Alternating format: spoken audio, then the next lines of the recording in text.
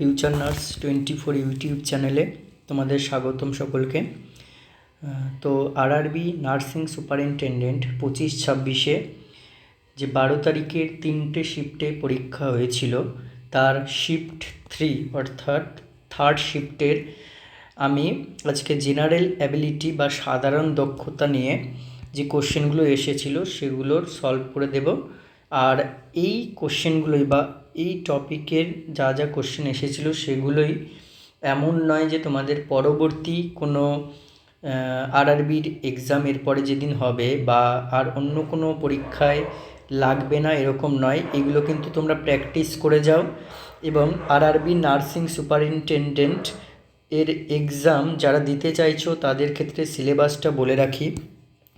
এখানে 70 মার্কস কিন্তু যেটা প্রফেশনাল অ্যাবিলিটি থেকে আসে, অর্থাৎ পেশাগত দক্ষতা। নার্সিংয়ের 3টে ইয়ারে জিএনএম থেকে যদি পাস আউট করো সেই সাবজেক্টগুলো যা যা রয়েছে, অথবা বিএসসি থেকে 4টে ইয়ারে কেউ পাস আউট করো সেই সাবজেক্টগুলো যা যা রয়েছে, তার মধ্যে ইনক্লুডিং থাকছে 70 মার্কস। আর 30 মার্কস থাকছে যেটা হচ্ছে এই আজকে আমি ফার্স্ট টপিকে যেটা আলোচনা করে দেবো, জেনারেল অ্যাবিলিটি অথবা সাধারণ দক্ষতা থেকে। ঠিক আছে, এখানে কি কি থাকছে? এখানে তোমার জেনারেল সায়েন্স, জেনারেল নলেজ এবং ম্যাথ এবং তার সাথে রিজনিং, ঠিক আছে, লজিক্যাল রিজনিং, এই কয়েকটা মিলে কিন্তু 30 মার্কস থাকে। এবং আমার যে থার্ড শিফটের পরীক্ষা ছিল, থার্ড শিফটের পরীক্ষার এটা 12 তারিখে 12ই মার্চের থার্ড শিফটের পরীক্ষার প্রথম যে 30টা কোশ্চেন জেনারেল অ্যাবিলিটি থেকে এসেছিলো সেগুলো আমি সলভ করে দিয়েছি। ভালো করে ভিডিওটা দেখো, যারা নতুন হয়েছে চ্যানেলটিকে সাবস্ক্রাইব করে দাও, পাশে থাকা বেল আইকনটি প্রেস করে দাও। বাকি ভিডিওতে এটা 3টে পার্টে হবে, 30-30-40 করে টোটাল 100টা কোশ্চেন কিন্তু আমি কভার করে দেব। এবং এক্সাম 100 মার্কসের হচ্ছে বা 100 মার্কসের হয়ে থাকে এবং টোটাল টাইম থাকে 1 আওয়ার 30 মিনিটস। ওকে, মানে 1.5 ঘন্টা টাইম থাকছে। এবার কোশ্চেনে কী কী এসেছিলো চলো সেগুলো রিড আউট করা যাক এবং সলভ করা যাক। দেখো, ফার্স্ট কোশ্চেন ছিল which combination will result in a salt and water only, শুধুমাত্র সল্ট এবং ওয়াটার। এবার দেখো, এখানে কিন্তু পেপারটা তোমার ইংলিশেও থাকবে এবং সাথে ইংলিশ অবশ্যই থাকবে, ইংলিশ ল্যাঙ্গুয়েজটা কিন্তু কম্পালসারি থাকছেই। এর সাথে তুমি ফর্ম ফিল আপের সময় যদি বেঙ্গলি চুজ করো, অর্থাৎ অ্যাপ্লিকেশনের সময় যদি বেঙ্গলি চুজ করো তাহলে বেঙ্গলি অ্যাভেলেবেল থাকবে, অর্থাৎ দুটো ল্যাঙ্গুয়েজেই কোশ্চেন থাকে, ইংলিশ আদারওয়াইজ যদি তুমি কিছু চুজ করে থাকো। আর যদি ফর্ম ফিল আপের সময় কিছু চুজ করে না থাকো তখন শুধুই ইংলিশ থাকবে। ওকে, তো সেই অনুযায়ী কিন্তু তুমি যদি জেনারেল অ্যাবিলিটির কোশ্চেন বাংলায় দেখতে চাও, ইংলিশে যার কমফোর্টেবল নয় বাংলায় দেখতে পাবে। এবং যদি কেউ বাংলায় না দেখে হিন্দি অথবা মারাঠি অথবা গুজরাটি কিছুতে দেখতে চাও সেগুলো অ্যাভেলেবেল থাকবে। এবার দেখো এই সেটটাতে কি বলেছে যে এই নিচে 4টে কম্বিনেশন দেওয়া আছে, তার মধ্যে কোনটা সল্ট এবং ওয়াটার অর্থাৎ লবণ ও জল উৎপন্ন করে না। 1 নাম্বার হচ্ছে sulphuric acid and will result, উৎপন্ন করে, ঠিক আছে, will result. Sulphuric acid and potassium hydroxide, nitric acid and carbon dioxide, sodium hydroxide and oxygen, hydrochloric acid and calcium carbonate. এর মধ্যে লবণ ও জল, এটা হচ্ছে জেনারেল সায়েন্সের কোশ্চেন, ঠিক আছে। লবণ ও জল উৎপন্ন করে একমাত্র কোন রিয়াকশন বা কোন বিক্রিয়ার, সেটা হচ্ছে অ্যাসিড এবং ক্ষারের বিক্রিয়ায়। তাহলে এখান থেকে অ্যাসিড এবং ক্ষার যেটা আছে সেটাই চুজ করলে তোমার হয়ে যাবে। দেখো, প্রথমে অ্যাসিড কোনটায় কোনটায় আমরা নাইট্রিক অ্যাসিড দেখতে পাচ্ছি, সালফিউরিক অ্যাসিড দেখতে পাচ্ছি, কিন্তু এইটা সোডিয়াম হাইড্রোক্সাইড অক্সিজেন কোনটা অ্যাসিড নয়, তাহলে এটা কাটা হয়ে যাবে। হাইড্রোক্লোরিক অ্যাসিড, তাহলে একটা তুমি এলিমিনেট করে দিলে বাকি 3টেতে অ্যাসিড আছে। এবার ক্ষার তোমাকে চুজ করতে হবে। দেখো, কার্বন ডাইঅক্সাইড কিন্তু ক্ষার নয়, তাহলে এটাও এলিমিনেট হয়ে গেল। বাকি হচ্ছে পটাশিয়াম হাইড্রোক্সাইড এবং ক্যালসিয়াম কার্বোনেট, এর মধ্যে ক্ষার কোনটা, পটাশিয়াম হাইড্রোক্সাইড। তাহলে কিন্তু অ্যান্সার হয়ে যাবে এখানে অপশন 1, মানে হচ্ছে sulphuric acid and potassium hydroxide. Sulphuric অ্যাসিডের সংকেত হচ্ছে H2SO4 এবং পটাশিয়াম হাইড্রোক্সাইডের সংকেত হচ্ছে KOH। তাহলে এটাতে যদি ব্যালেন্স করে দেখো, সল্ট অ্যান্ড ওয়াটার কিন্তু রিয়াকশান করে আসবে। এবার দেখো, পরবর্তী যে কোশ্চেনটা আছে, কোশ্চেন নাম্বার 2, m/n, এটা একটা ম্যাথ বা রিজনিং টাইপের কোশ্চেন দিয়েছে। m/n ইকুয়ালস টু 5:4 ছিল, n/p ইকুয়ালস টু 4:7 ছিল, এবং difference between p and m is 11। তাহলে আমরা যদি এটা সলভ করতে চাই, দেখো এখানে আমি ছোট্ট করে পাশে করে দিচ্ছি। বলেছে কি m/n সমান 5/4, ঠিক আছে, আর n/p ইকুয়ালস টু 4/7। তাহলে n দুবার আছে, n এর মান কত? 4, এখানে n এর মান 4, তাহলে n ইকুয়ালস টু 4 আমরা পেয়ে গেলাম, m ইকুয়ালস টু 5 এবং p ইকুয়ালস টু 7। এবার p আর m এর ডিফারেন্স অর্থাৎ p minus m equals to 11 বলে দিয়েছে।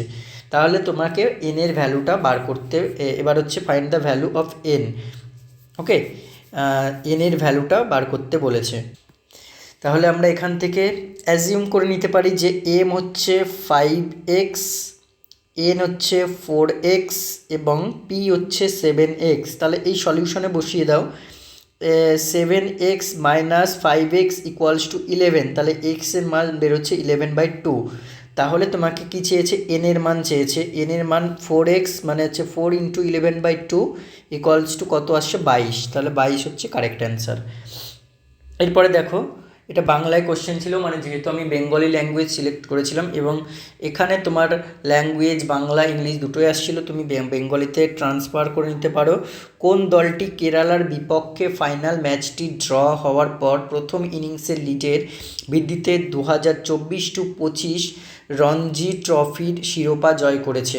এখানে একটা ট্রিক্স তোমাকে বলে রাখি, যদি এটা জিকের কোশ্চেন, যদি জিকে এমন জিকে বা কারেন্ট অ্যাফেয়ার্স এইরকমই একটা টপিক, ঠিক আছে, যেগুলো তোমার যদি খুব ভালো করে প্রিপারেশান নেওয়া থাকে এবং যদি সেটা তোমার কমন পড়ে, তবেই তুমি 100% কারেক্ট অ্যান্সার দিয়ে এসো, কারণ সিলেকশন এর উপর ডিপেন্ড করে। অথবা যদি তোমার জিকে বা কারেন্ট অ্যাফেয়ার দেখছো একদম আনকমন, বা তুমি ট্রিক্স লাগিয়ে বা এরকম আন্দাজে ভাবছো ABC তুক্কা মেরে করবে, তাহলে কিন্তু সেটা না অ্যাটেন্ড করাই ভালো। যেমন এখানে জিকেগুলো কিন্তু ম্যাক্সিমামই একটু কেমন টাইপের এসেছিলো, ওই জন্য কিন্তু যারা অ্যাটেন্ড করেনি তাদের নিট নাম্বারটা পাবে। এখানে কারেক্ট অ্যান্সার হচ্ছে বিদর্ভ, ঠিক আছে, বিদর্ভ।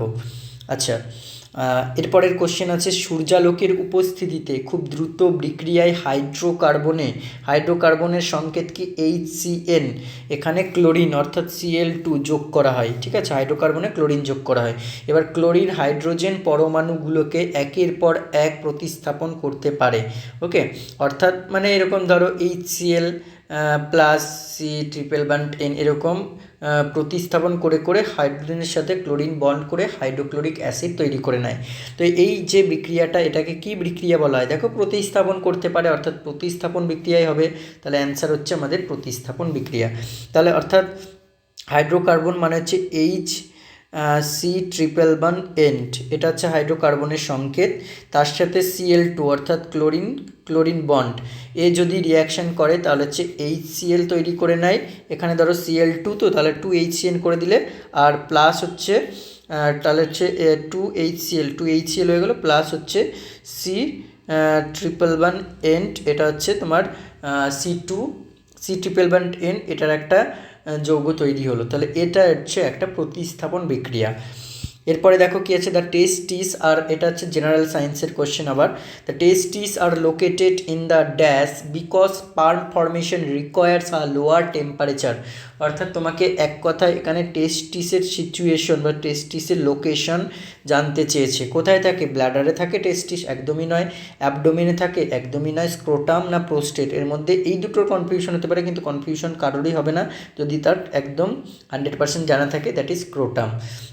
আচ্ছা, এরপর দেখো, ডিউরিং এনারোবিক রেসপিরেশন অর্থাৎ যেটাকে বলা হয় অবাধ শ্বসনে ইন ইস্টের ক্ষেত্রে অবাধ শ্বসনে পাইরুভেট অর্থাৎ যেটা পাইরুভিক অ্যাসিড, এটা কনভার্টেড হয় কোন, মানে কিসে? পাইরুভিক অ্যাসিড কিসে কনভার্ট হয়? পাইরুভিক অ্যাসিড কিসে কনভার্ট হয় সেটাই তোমাকে জানতে চেয়েছে ইস্টের অ্যানারোবিক রেসপিরেশনে। একদম প্রথম অ্যান্সারটা হবে ইথানল অ্যান্ড কার্বন ডাইঅক্সাইড, অর্থাৎ ইথানল মানে C2H5OH প্লাস তার সাথে হচ্ছে CO2 কার্বন ডাইঅক্সাইড।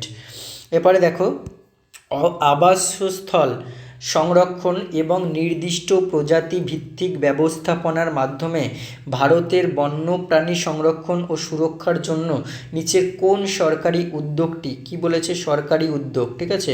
কিছু কিছু ভাইটাল পয়েন্ট যেমন নট অ্যাপ্লিকেবল, তারপর হচ্ছে এক্সেপ্ট, তারপর হচ্ছে নো, এগুলো কিন্তু ভালো করে তোমাকে খেয়াল করতে হবে। এখানে সরকারি উদ্যোগ বলেছে অপশন এ স্বচ্ছ Bharat mission, option B project tiger, option C operation flood এবং অপশন ডি প্রধানমন্ত্রী গ্রাম সড়ক যোজনা। যেহেতু বলেছে এটা কি একটা আবাসস্থল সংরক্ষণ এবং নির্দিষ্ট প্রজাতিভিত্তিক ব্যবস্থাপনা, তাহলে সেই ক্ষেত্রে হবে প্রজেক্ট টাইগার। এবারে দেখো কোশ্চেন নাম্বার 8 রয়েছে based on the English alphabetical order, ঠিক আছে। এটা হচ্ছে তাহলে লজিক্যাল রিজনিংয়ের question. 3 of the following 4 letter clusters আর alike in a certain way, মানে এখানে যে 4টে অপশন রয়েছে, 4টে অপশনের মধ্যে 3টে একে অপরের সাথে কিন্তু সমান বা একে অপরের সাথে রিলেশন করে এই ওয়ার্ডগুলোকে তৈরি করা হয়েছে। তাহলে বলেছে and does form a group, which letter cluster does not belong, কোনটা এই অনুযায়ী বিলং করছে না, ঠিক আছে। তাহলে দেখো U O K H K F A X Q K H T এবং ভিপি এল আই। এখানে তুমি যদি একটু ভালো করে খেয়াল করো, এখানে দেখবে প্রথমে যেগুলো রয়েছে ও, ঠিক আছে, ও এর পরে যে কে মানে মিডিল যে দুটো করে রয়েছে এইগুলো একটু ভালো করে খেয়াল করো, ঠিক আছে।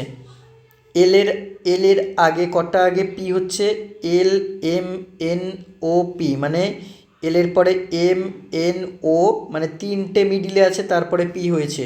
জি এর ক্ষেত্রে দেখো জি এর পরে এইচ আই জে, তারপরে কে হয়েছে, অর্থাৎ 3টে লেটারই আছে, ঠিক আছে। কে এর পরে দেখো কে এল এম এন, তারপরে কিন্তু ও, তাহলে 3টে লেটার, কিন্তু এখানে দেখো এর পরে বি সি ডি ই অর্থাৎ 4টে চলে আসছে, তারপরে এফ আসছে।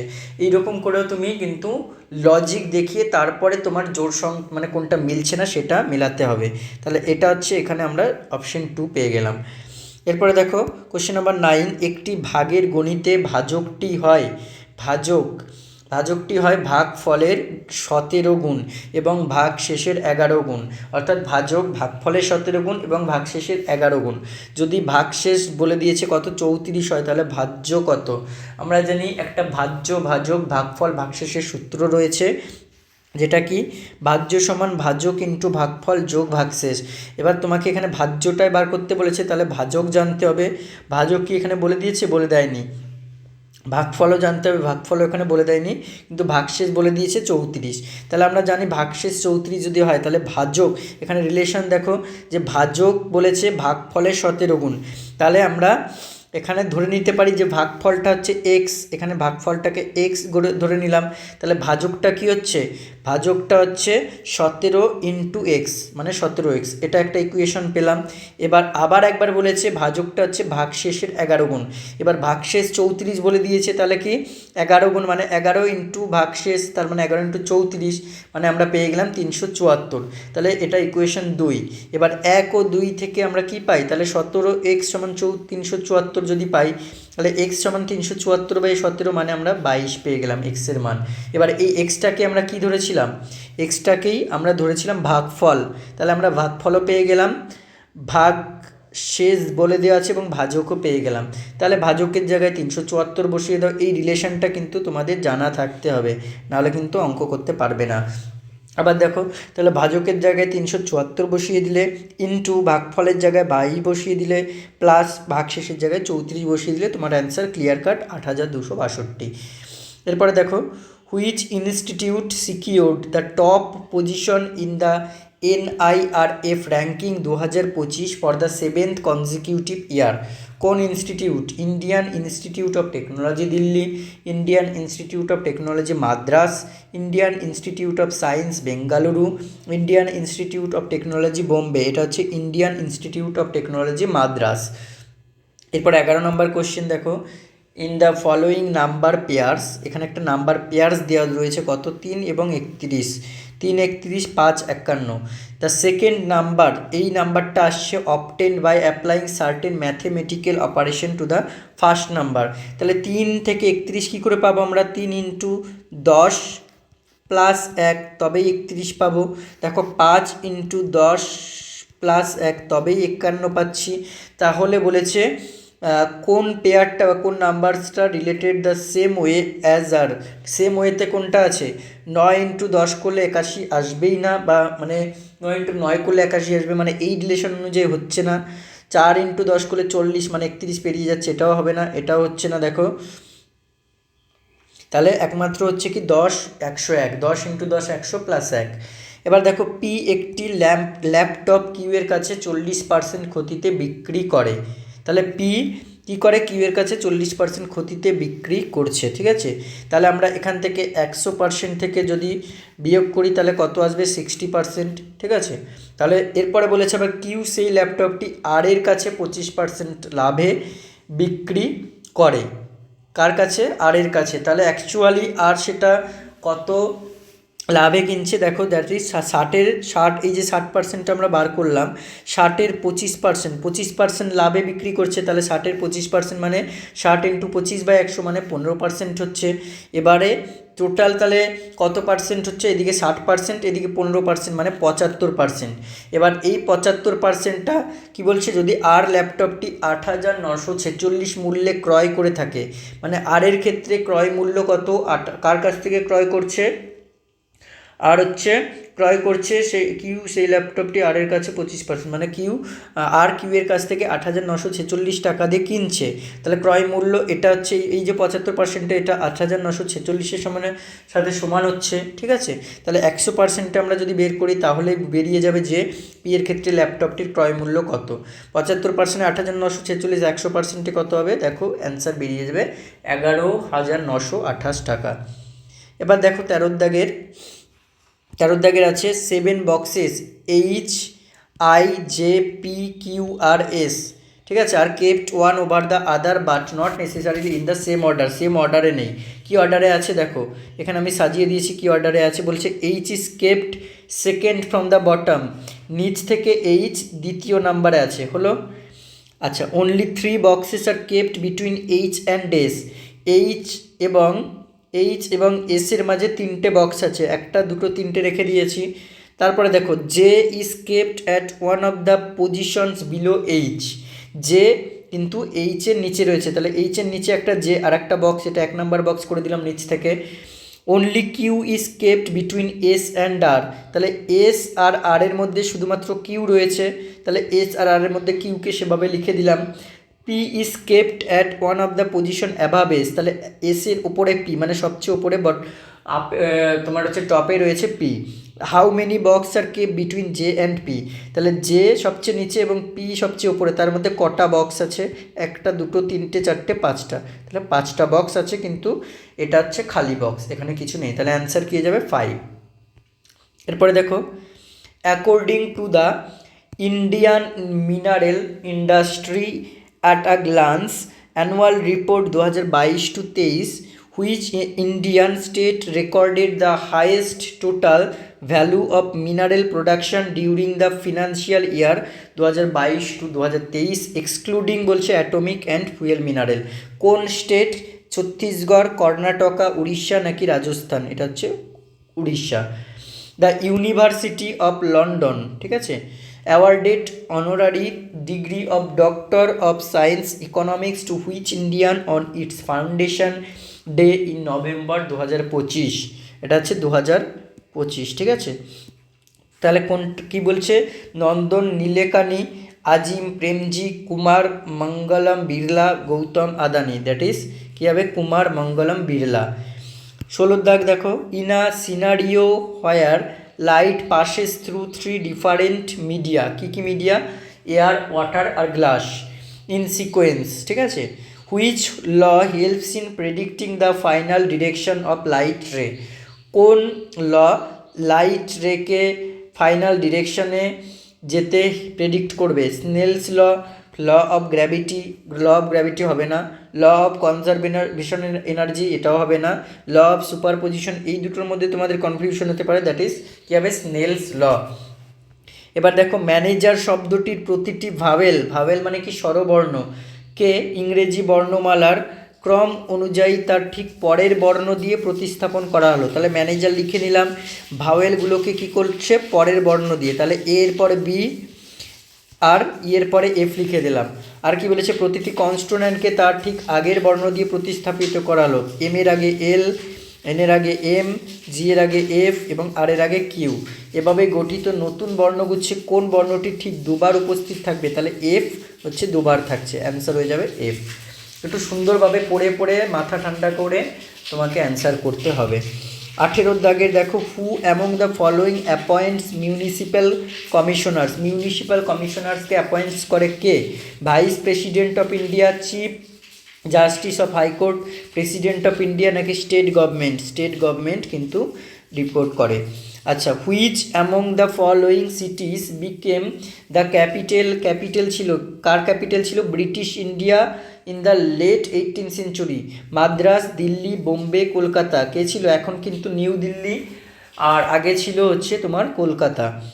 আর এরপরে দেখো, একটি বাক্সের ওপর 20 নিউটন বল ক্রিয়াশীল হলে বাক্সটি একটি অনুভূমিক মেঝেতে বলের অভিমুখে 5 মিটার দূরত্ব অতিক্রম করে। বল দ্বারা সম্পাদিত কার্যের পরিমাণ।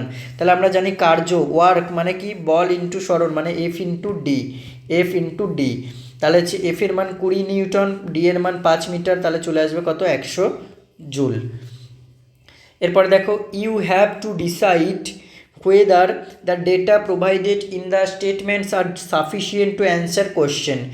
নিচে দুটো তোমার হচ্ছে সেন্টেন্স দেওয়া আছে, সাফিসিয়েন্ট কিনা অ্যান্সার দেওয়ার জন্য সেটা তোমাকে বলতে হবে। Among 5 trees, NORS and T, each having a different height. ঠিক আছে, বিভিন্ন আলাদা ধরনের হাইট রয়েছে এক একটা গাছের।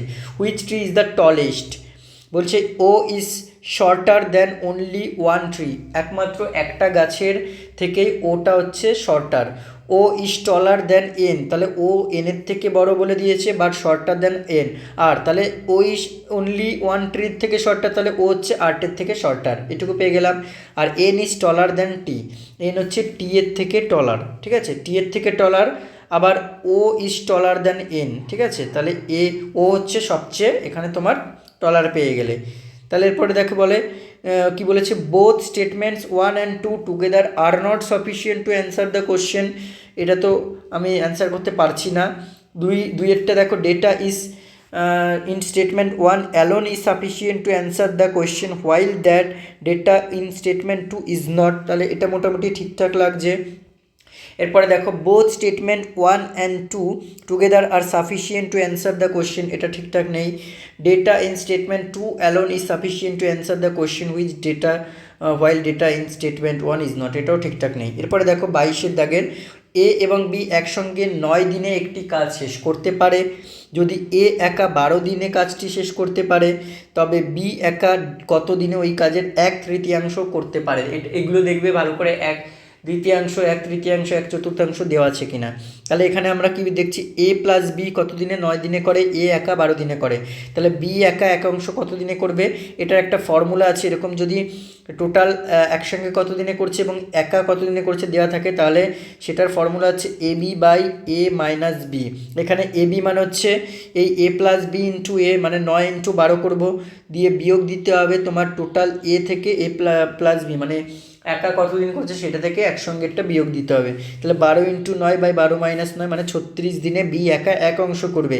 এবার বি একা 1/3 কত দিনে করবে? 36 × 1/3 মানে 12 দিনে, টোটাল এটা 12 দিনে করবে। ঠিক আছে, এরপরে দেখো, which fundamental right explicitly prohibits human trafficking, forced labour and the employment of children in hazardous occupation.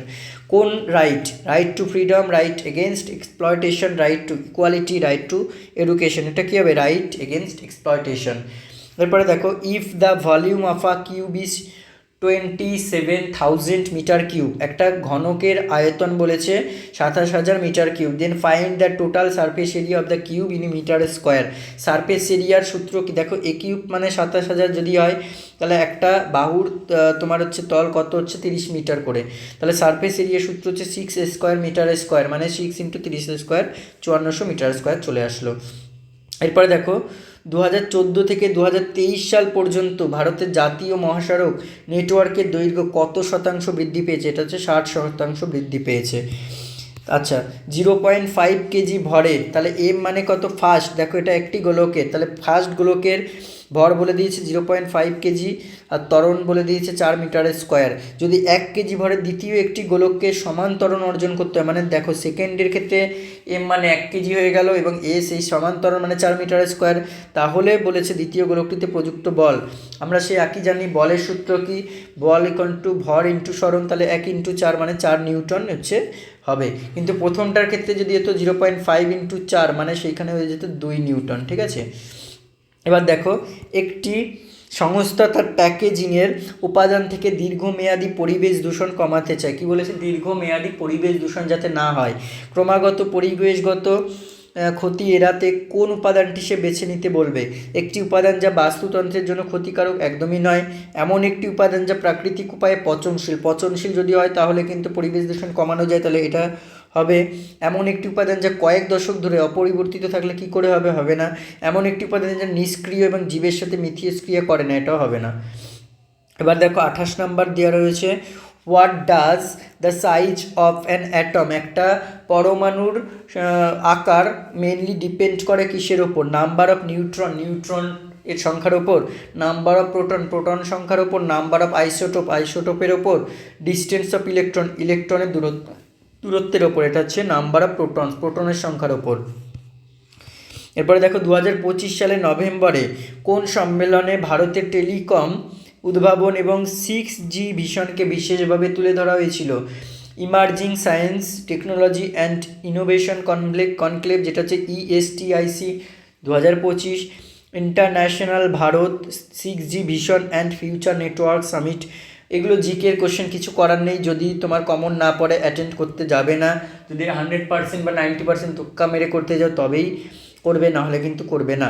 এটার অ্যান্সার আমি বলে দিচ্ছি, emerging science technology and innovation conclave. এরপরে আছে কি 30 নম্বর লাস্ট কোশ্চেন আজকের, একটি উত্তল লেন্স দ্বারা লেন্স থেকে 20 সেন্টিমিটার দূরে অবস্থিত একটি পর্দায় একটি অবশীর্ষ সদ্বিম্ব গঠিত হয় এবং বস্তুটি লেন্স থেকে 30 সেন্টিমিটার দূরে স্থাপন করা হয়, ঠিক আছে। তাহলে এটা কি উত্তল লেন্স অর্থাৎ কনভেক্স লেন্স বলে দিয়েছে। তার ক্ষেত্রে ইউ মানে কত? ইউ আর ভি এই দুটো দিয়ে একটা এফের ফর্মুলা হয়।